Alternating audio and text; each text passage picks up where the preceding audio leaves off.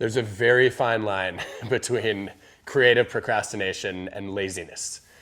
And I think the biggest difference is about why you're putting off or delaying your work. So if you're putting off work because it's really difficult and unpleasant, and there are many other things that you would enjoy doing, that's rarely productive.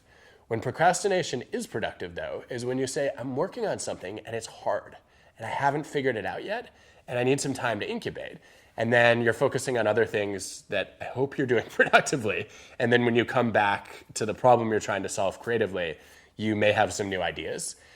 I think the other big difference here is if you think about start times and finish times on tasks, what I've noticed over and over again in the data that colleagues and I have collected is that great original thinkers are often quick to start but slow to finish. So they dive into a problem early, they're excited to make progress on it, but they don't rush to complete it because they know that oftentimes the best ideas will come later when they've really had some time to reflect. And so I would say that one good strategy to follow is to try to make a bunch of progress early. And then I actually do this when I write. I will send a first draft of an article or a book chapter to somebody who I know is really slow in giving feedback. And so then I have to wait 3 weeks or so. And by the time I get the feedback, I have a ton of new perspectives, and I end up rewriting much of it anyway, even if the feedback didn't tell me to. So delaying the completion of tasks is a great way to make procrastination a little more productive.